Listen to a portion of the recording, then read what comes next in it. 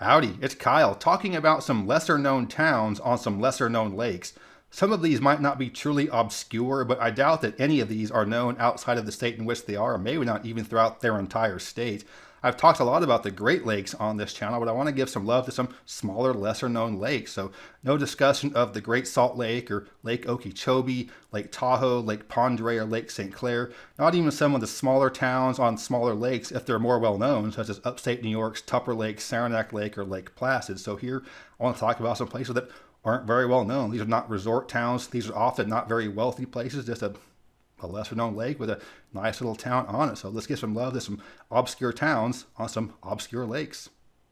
Before I start, I want to mention very importantly that I'll only be discussing towns sitting on natural lakes. There are many lake towns in the country sitting along a lake that was formed by a dammed up river, including Chattanooga itself. We're technically a lake town, but I'll be talking about natural lakes and towns sitting on them or very, very near them. I'm going to start off by talking about the town of Lakeville, Connecticut. It's in the far northwest corner of the state, not too far from the New York or Massachusetts state line.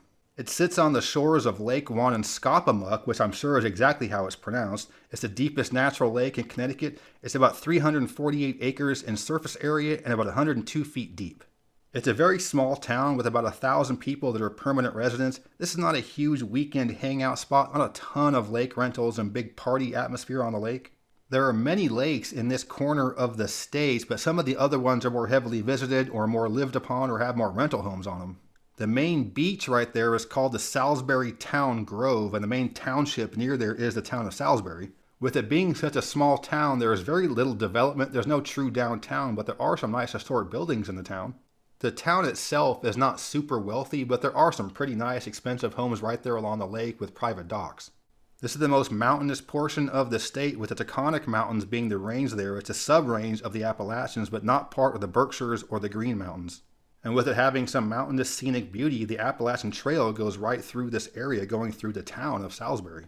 So for people that live there, it's going to be relatively peaceful throughout the year, even during the summer. This isn't overrun with tourists in the summertime. You're not going to have this whole place to yourself, but it certainly isn't going to be like some of the more popular lakes in the region. So Lakeville, Connecticut, the first of several in this video that will have the word lake in the town name. Okay, from Lakeville, Connecticut to Lakeland, Georgia. This is another small town that has a population of about 2,800 people with a decline, and this is kind of in no man's land in the far south of Georgia. It's about a 25-minute drive to Valdosta, the closest main city. And this is a very swampy, wetland part of the state. About an hour drive east of here is the Okefenokee Swamp. The lake that gives its town its name is Banks Lake, part of Banks Lake National Wildlife Refuge.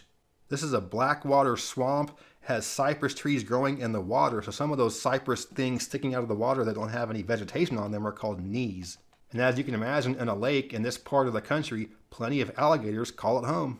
And like most of the other towns I'll talk about in the video, this is not a lake resort town. It's much more swampy and nature-oriented, a great spot for walking and paddling. Despite the town having fewer than 3,000 people, there is a sizable Main Street business district.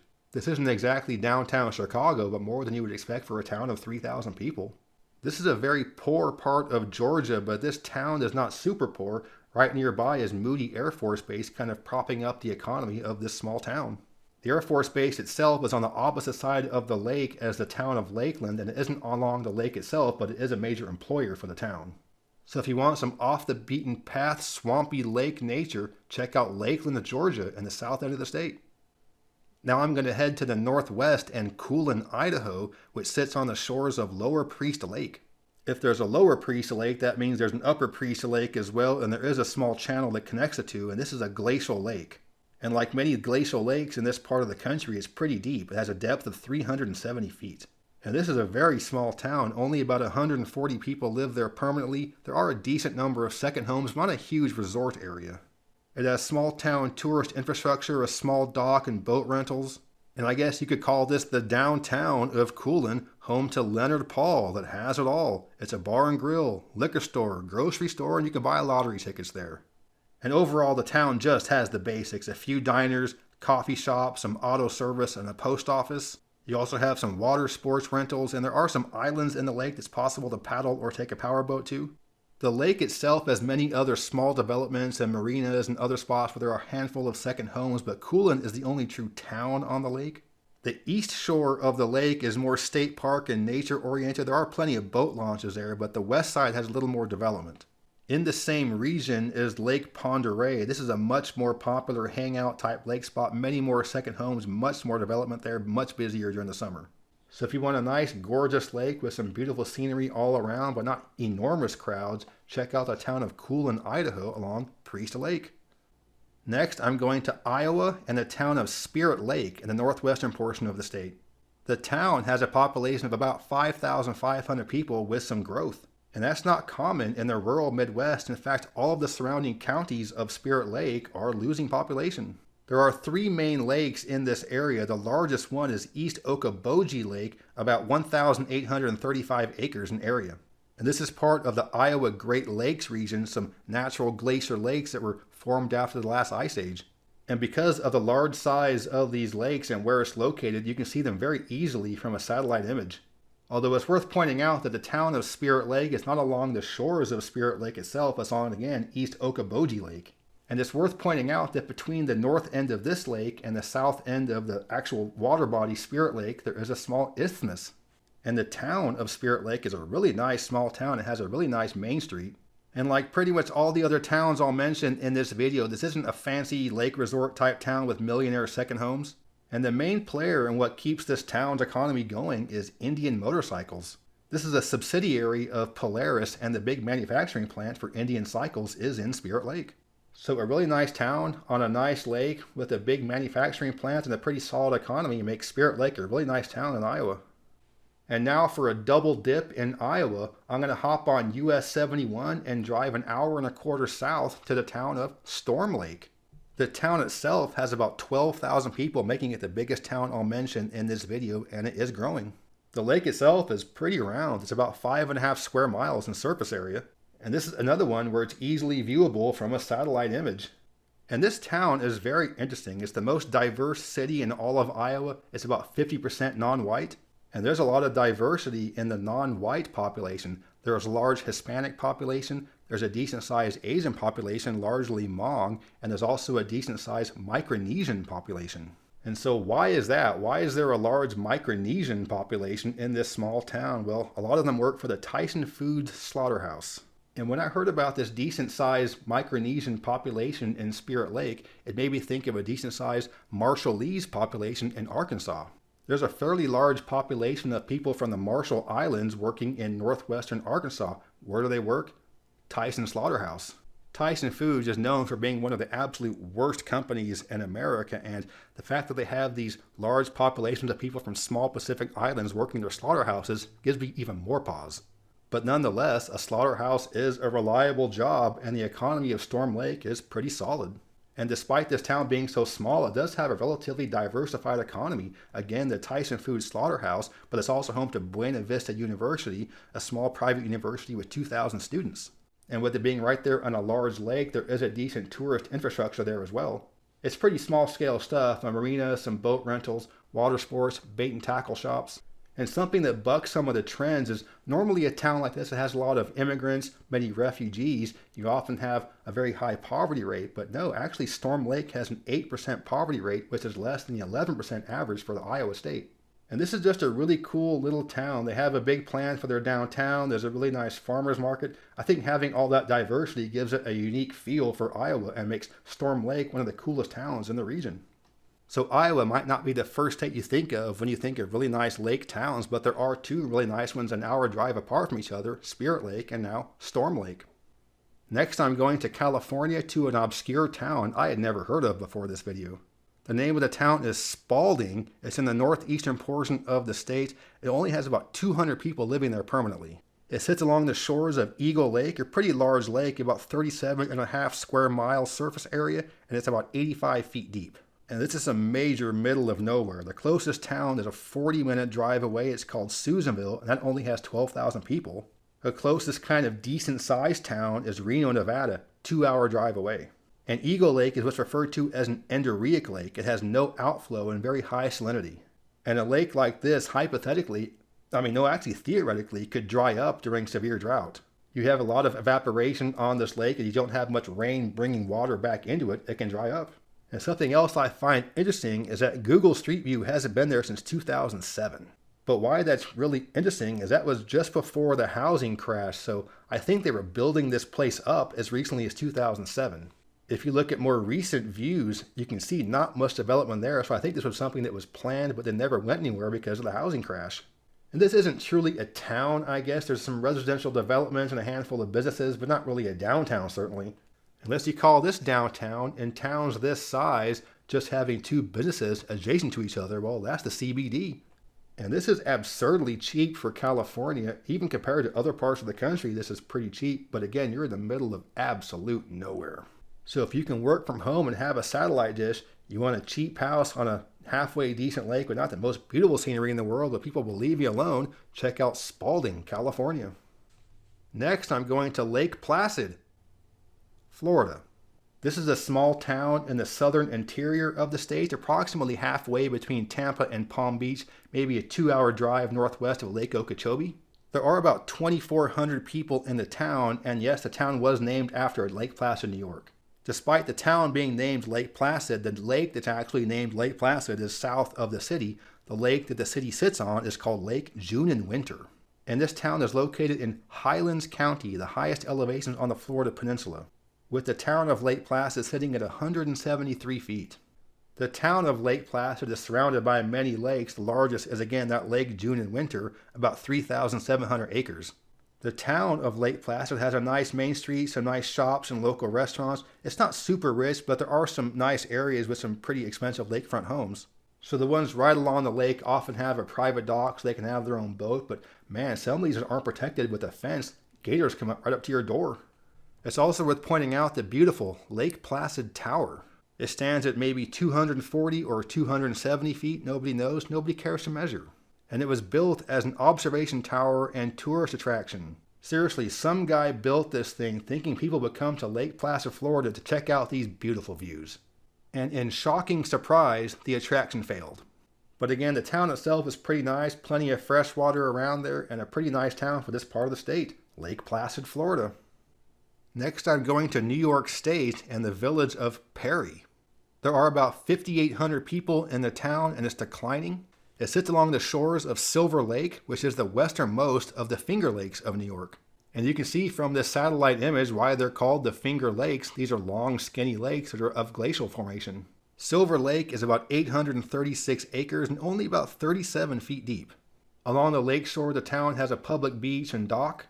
But this is not a big, fancy lake resort town with second homes like many of the other Finger Lakes and lakes in the Adirondacks. With it being the westernmost, it's the farthest away from the big cities, and it's also quite a bit smaller than some of the other Finger Lakes.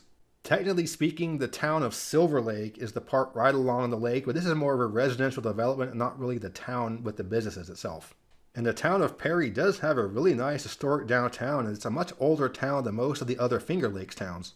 Houses there are reasonable cost, and it's just a peaceful area on a beautiful lake. And that's been the running theme of this video, is nice towns on lakes, but they're not solely dependent on tourism. Next, I'm headed to Texas and Louisiana and Caddo Lake, which straddles the state line. The majority of the lake, as well as the population around the lake, is on the Louisiana side, and it's only about 18 miles northwest of Shreveport. The Texas side has the Caddo Lake National Wildlife Refuge and Caddo Lake State Park, but for this lake, I did want to focus on a town on each side of the state line. On the Louisiana side, the largest town is Mooringsport in Caddo Parish. The population is about 740, and it's been declining since 1920. And as is often the case in towns this size, there really isn't a downtown or a CBD. And there are only a few businesses in this town, but one of them is a liquor store that sells frozen margaritas.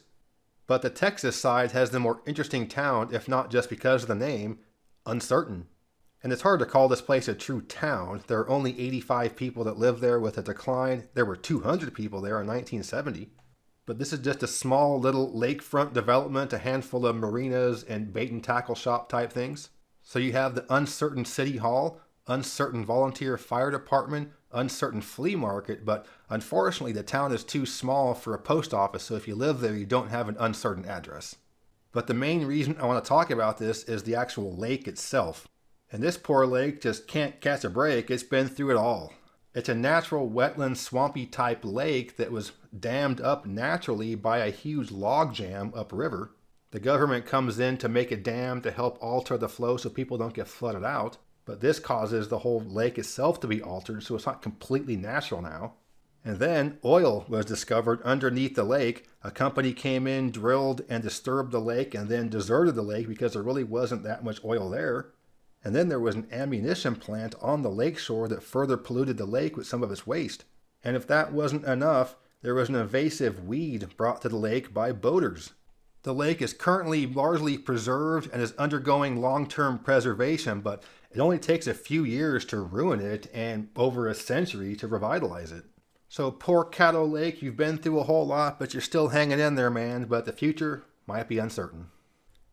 Now I'm headed up to North Dakota and Devil's Lake, the town and the lake.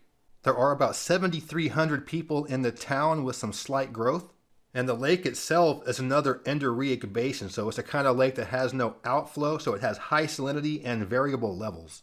Like other endorheic lakes, this one could technically dry up, but this one is not drying up, it's actually getting larger. The lake naturally flows to a lower lake and eventually to a tributary. And if there's huge rain, like in the 1990s, that was a very wet decade around here, you can have a lot of flooding of this lake into the reservation towns to the south end of it. The lake itself is referred to as the perch capital of the world. Fishing is a big thing there, including ice fishing in the winter.